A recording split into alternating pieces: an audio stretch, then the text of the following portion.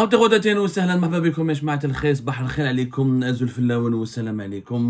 que vous allez bien et j'espère que maintenant en tout cas vous voyez un peu plus clair parce que le faux suspense a été enfin rompu, un faux suspense qui a été finalement...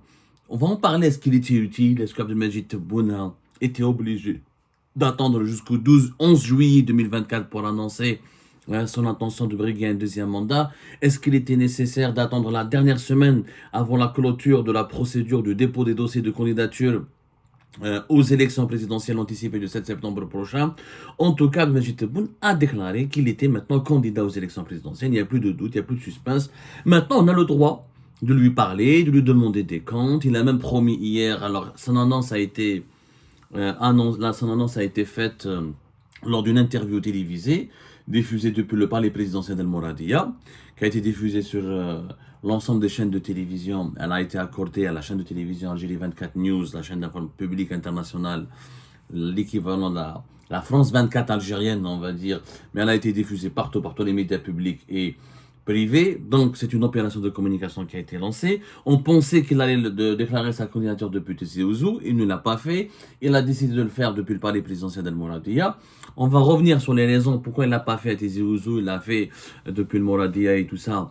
Et qu'est-ce qui s'est passé et pourquoi il a envoyé Boualem, son directeur de cabinet, pour retirer les formulaires de candidature aux élections présidentielles anticipées, de candidature à la candidature aux élections présidentielles anticipées du 7 septembre prochain.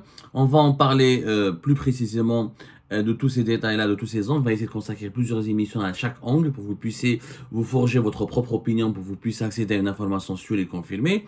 Mais je pense que déjà, le Balah Abdelmajid Tebboune, c'est encourageant. Je suis candidat aux élections. C'est le peuple me choisit. Allahumma barak, merci au peuple et je vais continuer ma mission. Sinon, bon courage pour celui qui va me succéder. Donc il ouvre la porte éventuellement à un échec où qu'un autre candidat puisse le battre. C'est très démocratique de la part de M. Tebboune, sauf que dans la réalité, malheureusement, les faits ne collent pas à ces mots. Abdelmajid Tebboune fait absolument tout pour qu'il soit le seul gagnant.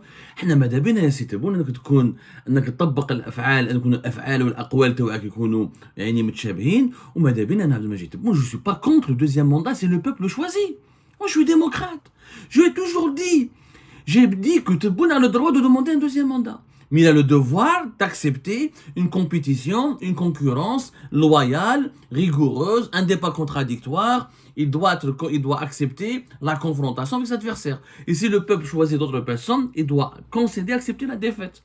Est-ce qu'il l'acceptera réellement? Je préfère vous faire entendre ce qu'il a dit hier. Ils vont me écouter ce qu'il a dit, après on jugera. Regardez.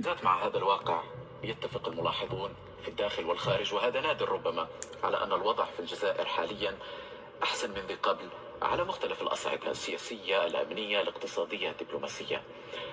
هل تحدوكم الرغبة والإرادة لمواصلة ما بدأتموه سنة 2019؟ حتى أكون مباشر، هل استقرت نية الرئيس عبد المجيد تبون في الترشح لعهدة رئاسية ثانية؟ أعتقد أن نزولا عند الرغبة نتاع كثير من الأحزاب والمنظمات سياسية وغير سياسية والشباب نتاعنا، أعتقد أن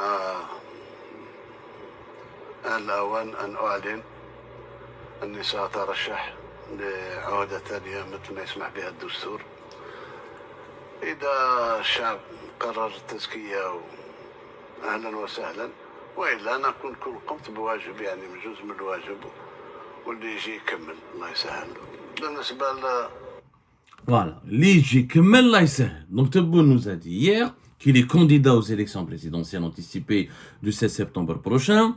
Il a envoyé son directeur de cabinet pour préparer le dossier de candidature et retirer le formulaire de parrainage que chaque candidat aux élections présidentielles doit remplir et valider et réunir pour présenter un dossier en bonne et due forme et pour accomplir les procédures, les démarches, les procédures légales en vigueur. Ceci dit, Yajma'a, Abdelmajid Tebboune laisse la porte ouverte à une éventuelle défaite de sa part au niveau des élections présidentielles. Bon, beaucoup d'entre vous vont me dire, mais Abdou, arrête de déconner, c'est une blague, il a dit juste pour la forme, on sait tous que s'il est candidat au deuxième mandat, c'est que la route elle est balisée, c'est que le chemin est tracé, que l'armée va l'appuyer, que les institutions de l'État sont d'ores et déjà mobilisées pour l'appuyer, que son deuxième mandat ne sera qu'une formalité. Oui, je suis d'accord avec vous, mais les mots ont un sens. Quand un président de la République, quand un chef d'État prononce des mots avec une telle portée, elles ont un impact et les déclarations des chefs d'État restent dans l'histoire, resteront inscrites dans l'histoire, resteront consignées. Les historiens les reprendront, l'histoire les enregistrera, ces paroles et ces déclarations. Abdelmajid Tebboune قال لك إذا الشعب حب اللي جا مورايا si j'ai pas été choisi الله يسهل يعني bon courage pour celui qui sera désigné. Moi, je prends le président de la République au mot. Je vais le prendre au mot, yani. Je vais aller jusqu'au bout de sa réflexion. Et je vais lui demander d'ailleurs d'appliquer mot par mot ce qu'il dit au peuple. Il n'y a pas de problème. Abdelmajid Tebboune veut son deuxième mandat, mais qu'il accepte l'examen de son bilan, qu'il accepte la critique, qu'il accepte la contradiction, qu'il accepte le débat contradictoire, qu'il accepte une confrontation avec les adversaires qui voudront éventuellement le remplacer. Et dans ce cas-là, moi je vais applaudir. Et là, encore une fois, si Abdelmajid Tebboune remporte une élection à la régulière, et s'il il gagne grâce aux urnes, et uniquement grâce aux urnes, et uniquement en séduisant le peuple, et en obtenant l'adhésion du peuple, je lui dis bon courage. Malheureusement, c'est que en ce moment, les conditions, monsieur Tebboune, ne sont pas réunies pour permettre au peuple de choisir. Parce que c'est très important ce qu'il a dit. C'est franchement très important. Moi, j'aimerais bien. في الداخل والخارج وهذا نادر ربما على أن الوضع في الجزائر حاليا أحسن من ذي قبل على مختلف الأصعدة السياسية الأمنية الاقتصادية الدبلوماسية. هل تحدوكم الرغبة والإرادة لمواصلة ما بدأتموه سنة 2019 حتى أكون مباشر؟ هل استقرت نية الرئيس عبدالمجيد تبون في الترشح لعهدة رئاسية ثانية؟ أعتقد أن نزولا عند الرغبة نتاع كثير من الأحزاب والمنظمات سياسية وغير سياسية والشباب نتاعنا، أعتقد أن آن الأوان أن أعلن أني سأترشح لعهدة ثانية مثل ما يسمح بها الدستور. إذا الشعب قرر التزكية أهلا وسهلا، وإلا نكون قمت بواجب يعني بجزء من الواجب، واللي يجي يكمل الله يسهل. C'est-à-dire que Tebboune se dit prêt à accepter une éventuelle transition démocratique qui passerait par une défaite de sa personne face à un candidat issu d'une opposition, pas nécessairement de l'opposition telle qu'on la connaît, mais d'une opposition à son encontre, et qu'il est prêt à remettre le pouvoir. Il est prêt à remettre les clés du pouvoir, ou à restituer les clés du pouvoir, ou à les remettre à celui ou à celle qui pourrait être désigné pour le remplacer. C'est très beau, mais malheureusement les conditions ne sont pas réunies. Plus qu'Abdelmajid Tebboune, il dit qu'il est prêt. Il faut que les institutions de l'État et le régime appliquent clairement et mot par mot ce que vient de dire Tebboune. Et donc, il faut réhabiliter la liberté de la presse, réhabiliter la liberté d'expression, ouvrir les espaces de débat public, ouvrir les espaces politiques, valider les candidats issus de l'opposition et permettre à toutes les personnalités possibles, imaginables de candidater. Parce que voilà, on est le 12 et la clôture c'est le 17 ou le 18. C'est ça. C'est le 17 normalement. Il reste encore 5 jours que tout le monde présente un dossier et que les candidats de l'opposition participent. Bon, ces 5 jours, c'est très difficile, bien sûr, mais j'imagine que celles et ceux qui étaient intelligents et qui voulaient se préparer ont déjà un dossier qui est prêt.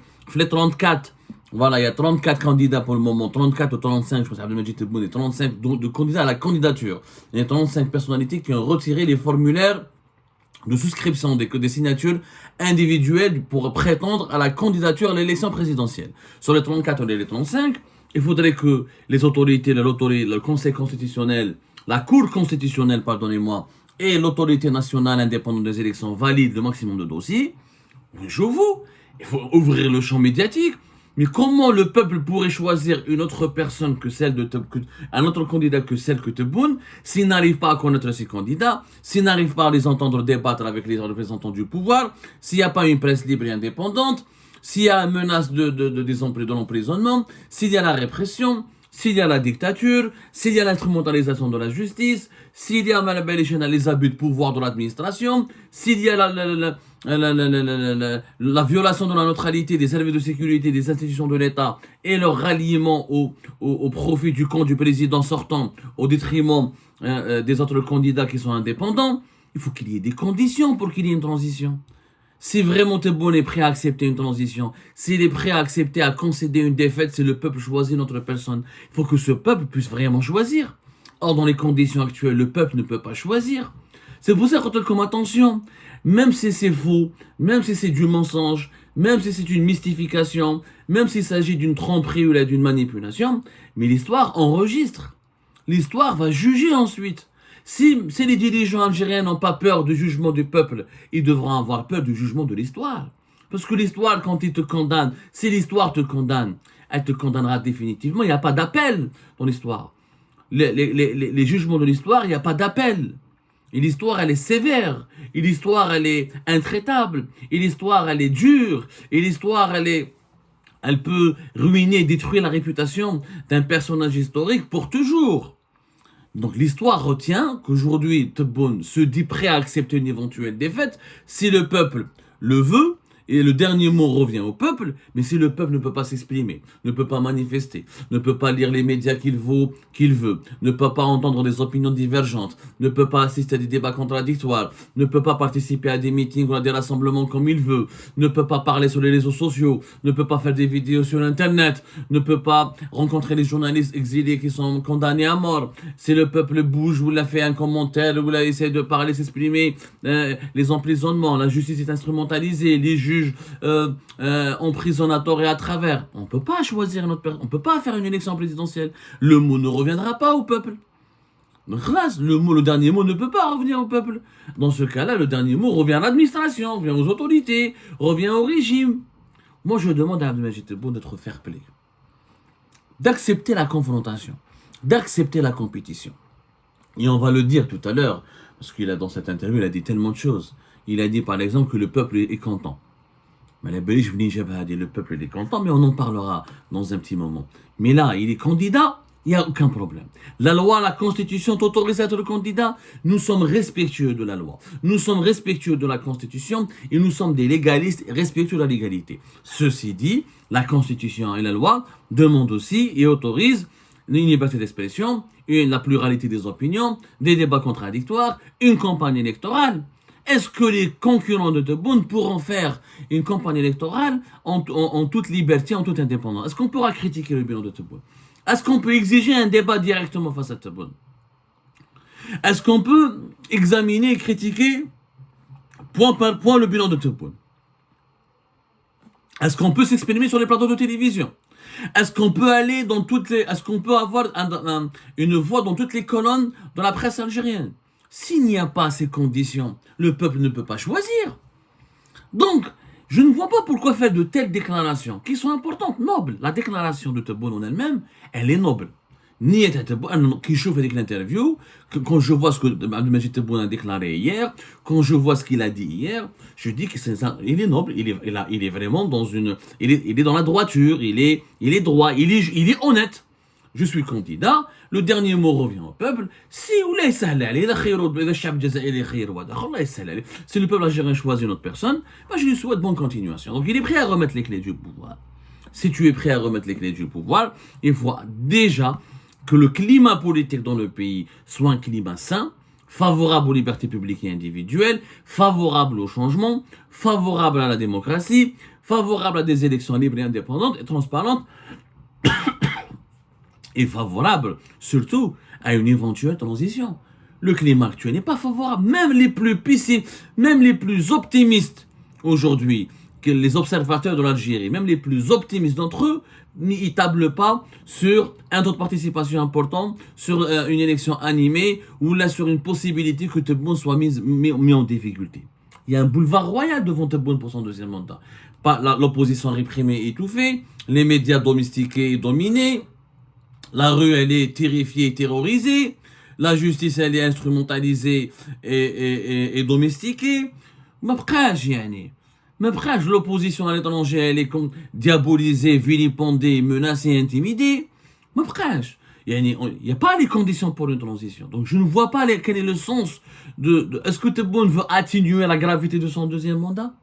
Inconsciemment peut-être, parce qu'il sait qu'il n'y a pas de consensus, il n'y a pas d'adhésion populaire, il n'y a pas de ferveur populaire autour de son deuxième mandat, il n'a fait que 3 déplacements à Tindouf, Khenchela et Tizi Ouzou durant son mandat présidentiel. On est en 5 ans, il était à Hollande pour inaugurer les Jeux, pour lancer les Jeux méditerranéens en 2022, ensuite il a fait en 2023, le 5 juillet 2024, en 2024 il a fait Tizi Ouzou et Khenchela. En 2023, il a fait Boumerdès, Alger, je crois qu'il a fait aussi Tindouf.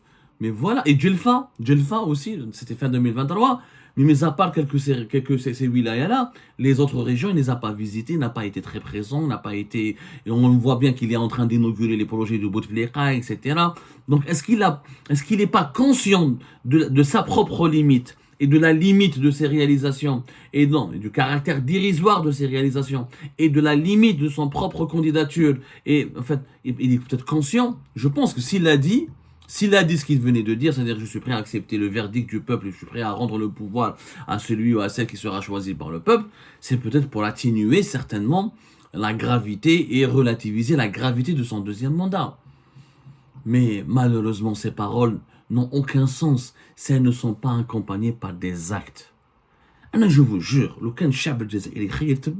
respecte la volonté populaire. الإرادة الشعبية on va la respecter نحترموها mais لازم تكون حقيقة إرادة شعبية ماشي tout est fermé, tout est verrouillé, on va valider aucun candidat sérieux de l'opposition, on va mettre que quelques guignols et on va organiser un semblant d'élection et après on dit ah c'était la volonté populaire.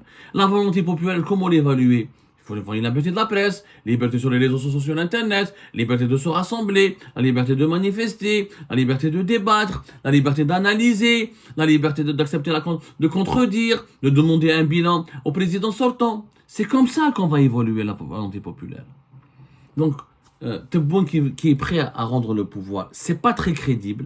On ne peut pas y croire, mais au fond, on demande des gages. On demande des gages de crédit. Il faut que l'opposition algérienne... Maintenant, l'opposition algérienne, si elle était structurée, sérieuse et rigoureuse, elle devrait se saisir de cette occasion, de cet appel de Tebboune. Ok, maintenant tu es candidat, on va l'attaquer. On l'attaque, on demande un débat, on lui demande un bilan. Et puisque tu dis que tu acceptes de rendre le pouvoir, on a des gages. Donc il faut organiser une élection libre et transparente. Il faut libérer les prisonniers politiques maintenant, il faut réhabiliter la presse, réouvrir les chambres. En un mois, on peut d'ici le 12 août, en un mois, depuis le 12 juillet jusqu'au 12 août, on peut tout faire.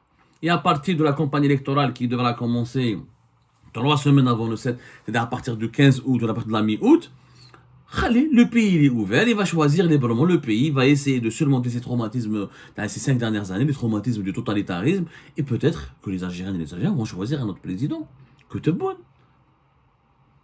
Mais malheureusement, encore une fois, les actes, les faits ne collent pas du tout, ne correspondent pas du tout aux paroles, aux belles paroles prononcées par Tebboune.